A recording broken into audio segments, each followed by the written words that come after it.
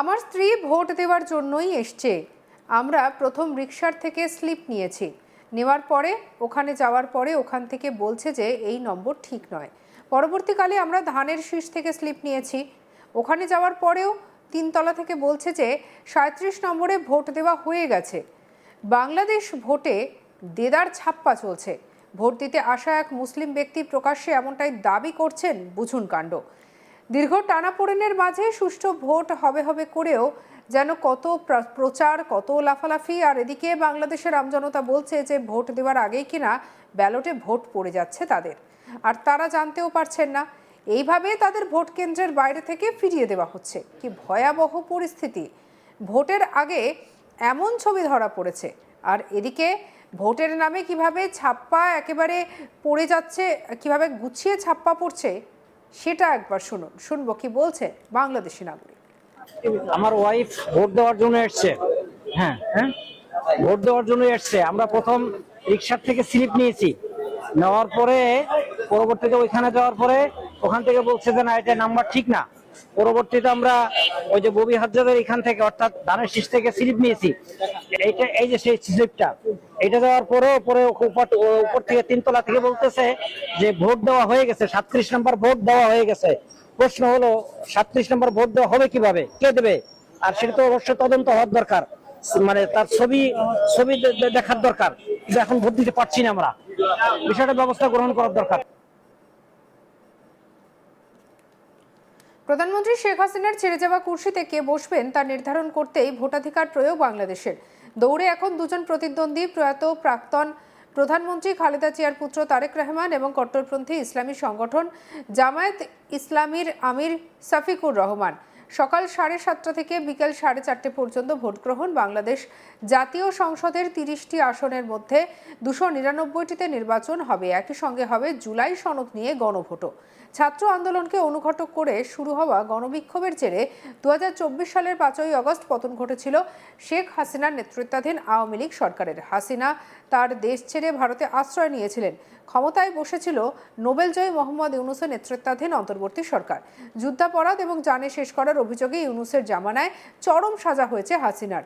অধিকাংশ জনমত সমীক্ষা রিপোর্টে এগিয়ে রাখা হয়েছে বিএনপিকে। শেখ হাসিনা দেশ ছাড়া আর খালেদা জিয়া প্রয়াত। দীর্ঘ 35 বছর পরে এই প্রথম বাংলাদেশের ভোটে বেগমদের ছাড়াই হচ্ছে লড়াই। 18 মাস মোহাম্মদ ইউনূসের নেতৃত্বাধীন অন্তর্বর্তী সরকারের আওতায় থাকার পরে এখন দেখার হাসিনার গদিতে কাকে বসান ওপার বাংলার নাগরিকেরা।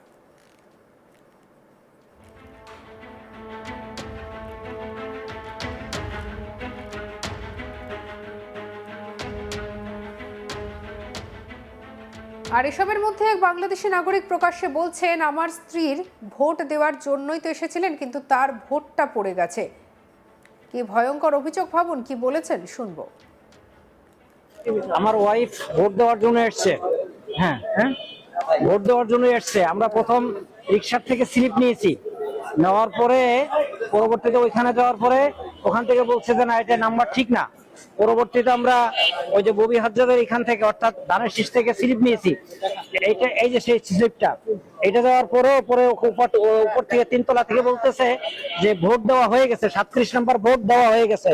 প্রশ্ন হলো 37 নম্বর ভোট দেওয়া হবে কিভাবে, কে দেবে?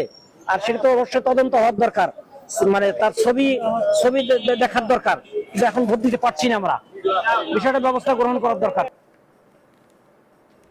এখানেই শেষ নয়। নির্বাচনের আগের রাতে মানে 11ই ফেব্রুয়ারি গাজীপুরে ভোট শুরুর আগে গণনা শুরুর একটি ভিডিও সামনে এসেছে, যেখানে ভোট গণনা চলছে আর সেই ভিডিও প্রকাশ এসেছে।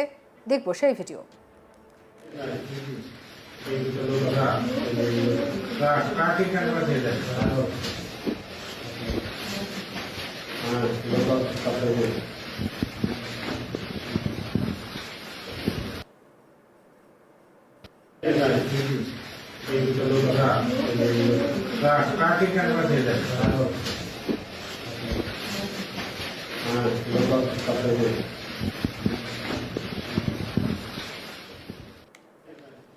অন্যদিকে নারায়ণগঞ্জে ভোটের রিগিং এর একটি ভিডিও সামনে এসেছে, যেখানে ঘটনাস্থলে হাজির খোদ জামায়াতে ইসলামীর প্রধান সাফিকুর রহমান।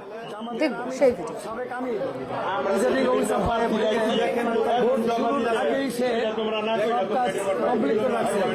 রাতে সিল মারার জন্য সব প্রস্তুতি নিয়েছে ধনকুন্ডা পপুলার প্রাইমারি স্কুলে। এই যে আমাদের আমি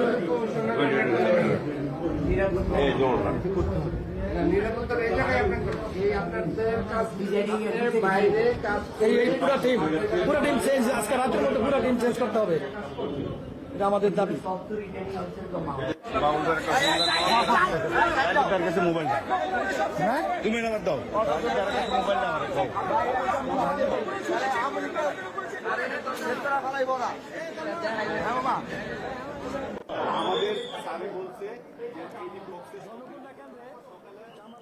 এছাড়াও ভোটের আগে ভোটার স্লিপ, জামাত শিবিরের 3 ধরনের কেন্দ্রে আসার সমস্ত ভিডিও প্রকাশ এসেছে।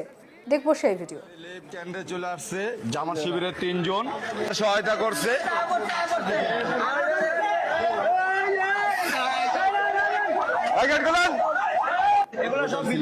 ভোটার স্লিপ কেন্দ্রে চলে আসছে জামাত শিবিরের 3 জন সহায়তা করছে।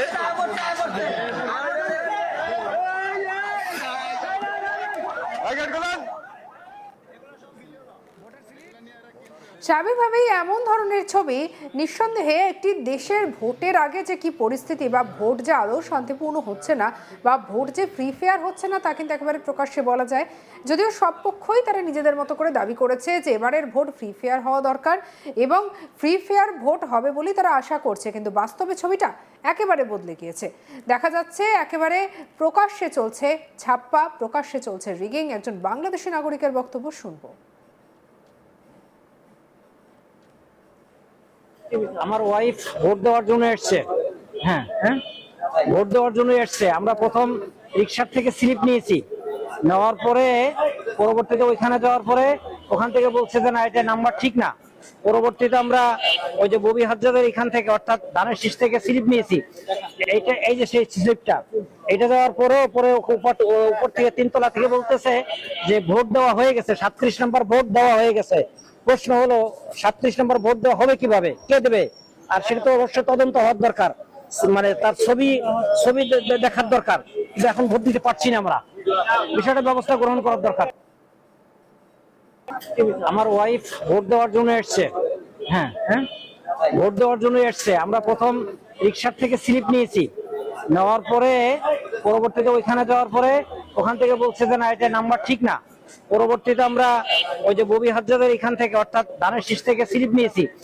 এইটা, এই যে সেই স্লিপটা, এটা দেওয়ার পরে উপর থেকে 3 তলা থেকে বলতেছে যে ভোট দেওয়া হয়ে গেছে, 37 নম্বর ভোট দেওয়া হয়ে গেছে।